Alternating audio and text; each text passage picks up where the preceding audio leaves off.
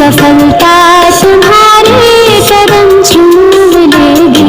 न हो साथ कोई अकेले बढ़ो तुम, सफलता तुम्हारे कदम चूम लेगी।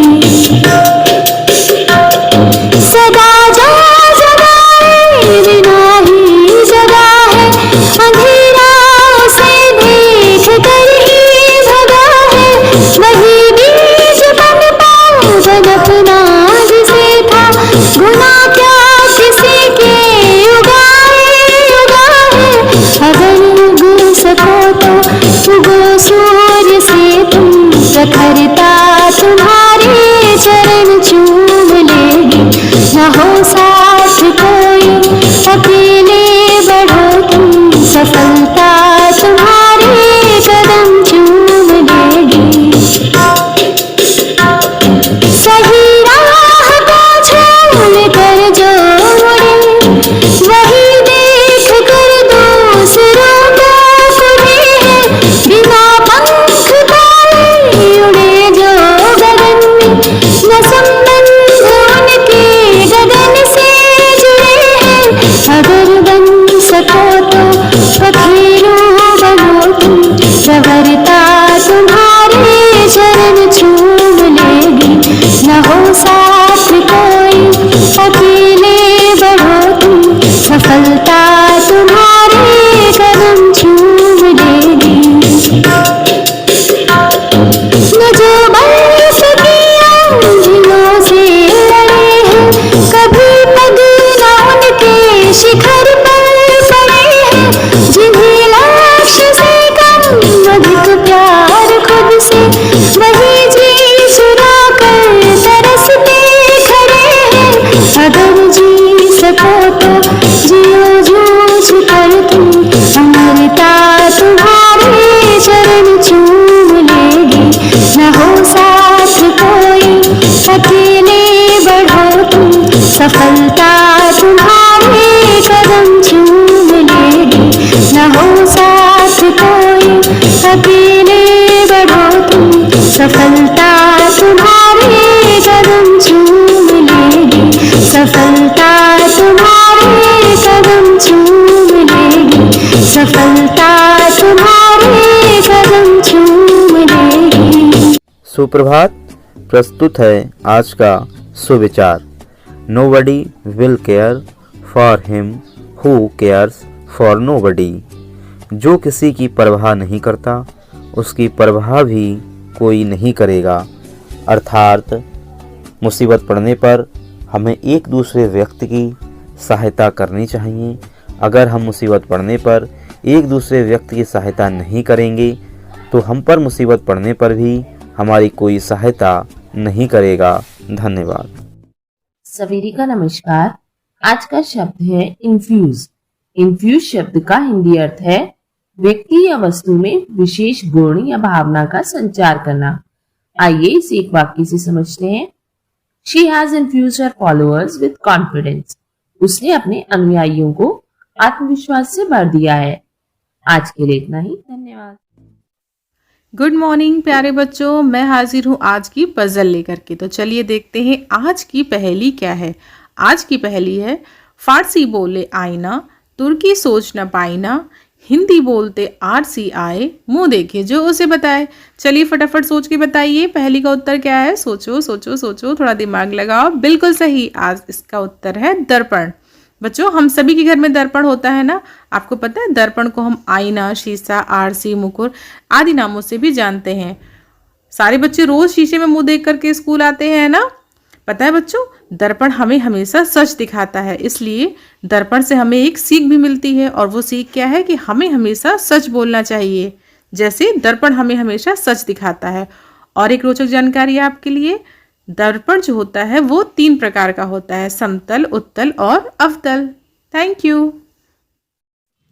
सुप्रभात। जानते हैं आज का इतिहास।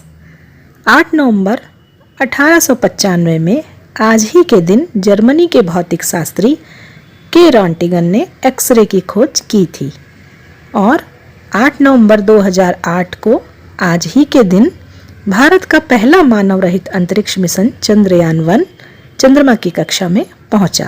धन्यवाद। सुप्रभात। टुडे स्पेशल, आज का विशेष। तो बच्चों, आज का विशेष है चंद्रयान-1। भारत ने अपने पहले चंद्र मिशन के रूप में पहली बार 2008 में चंद्रयान-1 लॉन्च किया था।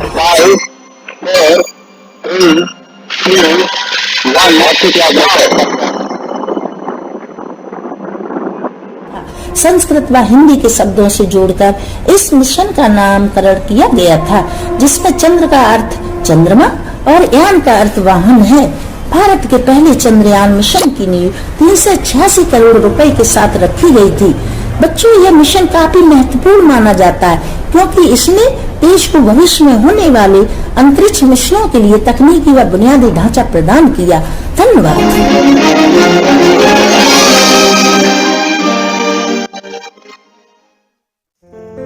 नमस्कार, प्रस्तुत है आज की प्रश्नोत्तरी। आज का पहला प्रश्न है, चंद्र ग्रहण कब होता है? चंद्र ग्रहण पूर्णिमा को होता है। प्रश्न संख्या 2, सूर्य ग्रहण कब होता है? सूर्य ग्रहण अमावस्या को होता है।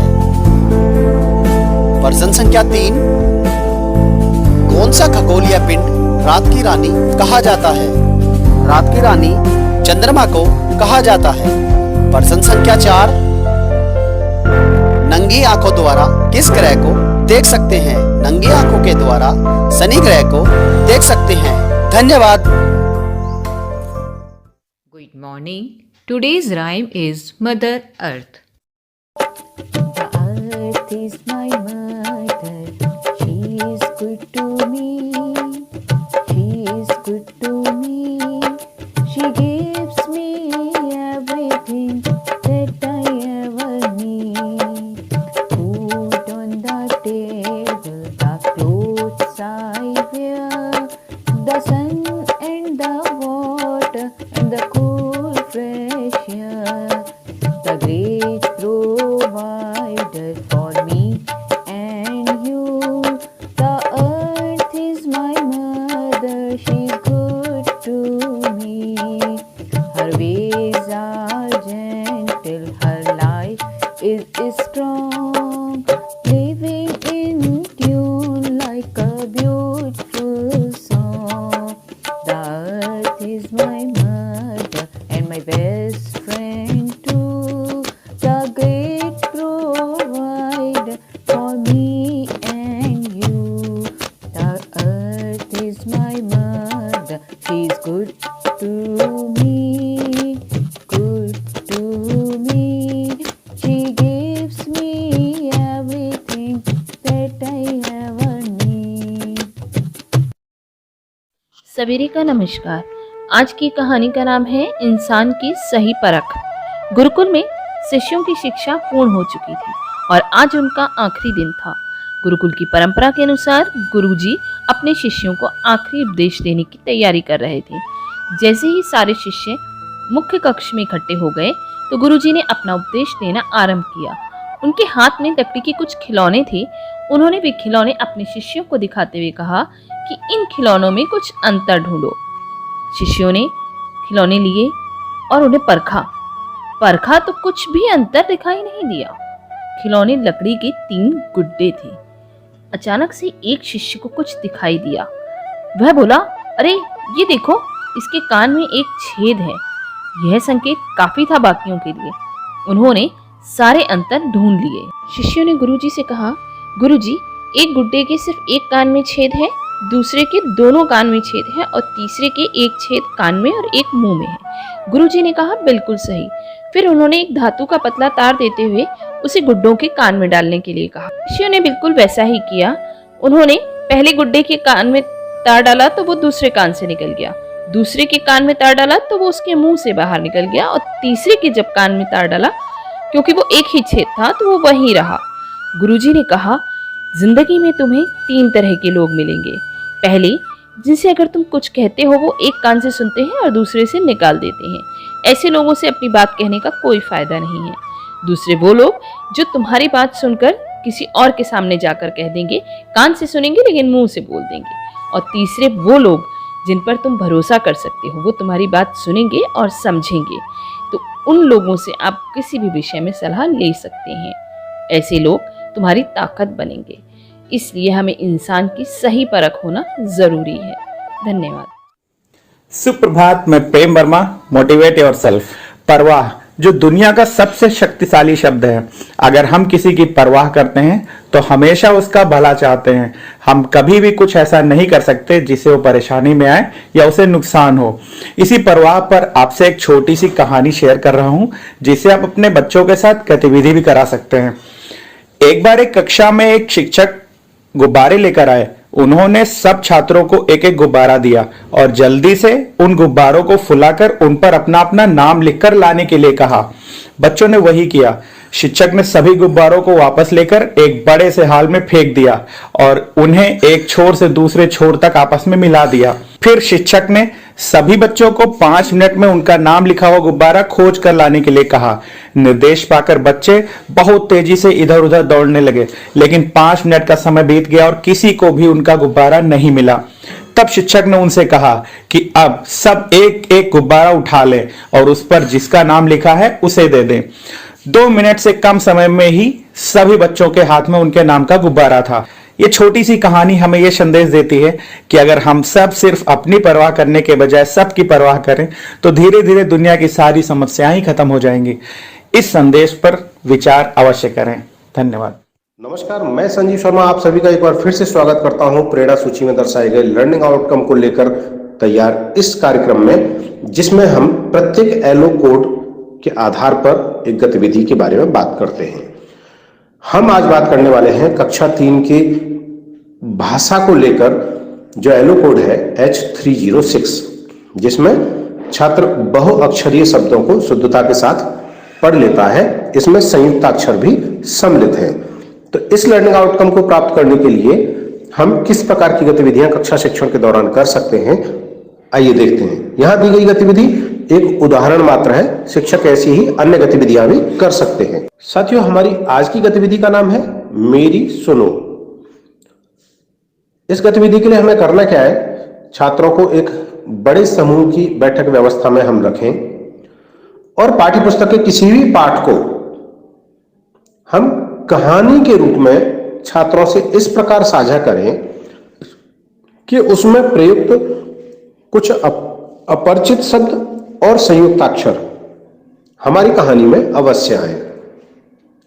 और जब भी शिक्षक इन शब्दों को बोल रहे हों तो थोड़ा जोर देते हुए बोलें, और जब उन शब्दों को जोर देकर बोल रहे हों तब उनको बोर्ड पर भी लिखते हुए जाएं, जिससे कि छात्र अनायास ही उस शब्द पर ध्यान देंगे।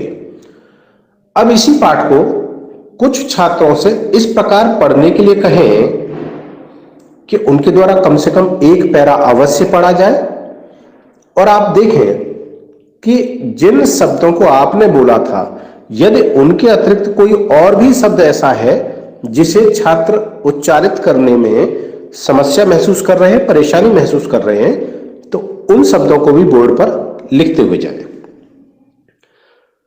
जब पाठ पूरा हो जाए, उन सभी शब्दों को लिख चुके हों, तो प्रत्येक शब्द को लेकर छात्रों के साथ चर्चा करें और प्रयास करें कि प्रत्येक शब्द को छात्र अपने वाक्यों में प्रयोग कर सके, जिससे कि उस शब्द के प्रति छात्रों की पूरी समझ बन जाए। अब एक बार फिर से वही पाठ उन छात्रों को पढ़ने का अवसर दें जो पहली बार में नहीं पढ़ सके थे। आप देखेंगे कि अब छात्र उन पाठों को, उन शब्दों को ठीक से उच्चारित भी कर पा रहे हैं और समझ भी पा रहे हैं। तो इस प्रकार से जो अपरिचित शब्द हैं उनको बहुत आसानी से छात्र समझ सकते हैं। जिस वक्त छात्र ये सब कर रहे हो तो आप उनका विशेष ध्यान रखते हुए, उनके हाव भाव का ध्यान रखते हुए उनकी मदद अवश्य करें। इस प्रकार आप ये गतिविधि पूर्ण करा सकते हैं। सभी शिक्षक साथियों से अनुरोध है कि जब भी कोई गतिविधि करा रहे हो तो पूरी रोचकता के साथ पूर्व में समुचित निर्देश जरूर प्रदान करें, और जब छात्र अपनी बात कह रहे हो तो उनको पूरी गंभीरता से सुने और उनके हाव भाव को देखते हुए उनकी मदद अवश्य करें। गतिविधि रोचक बनाने के लिए आपकी सक्रिय भागीदारी बहुत अधिक जरूरी है, पर याद रहे छात्र आपसे कहीं अधिक सक्रिय होने चाहिए। तो कराते रहें गतिविधि और हासिल करें प्रेरणा लक्ष्यों को। हम बनाएंगे प्रेरक प्रदेश उत्तर प्रदेश।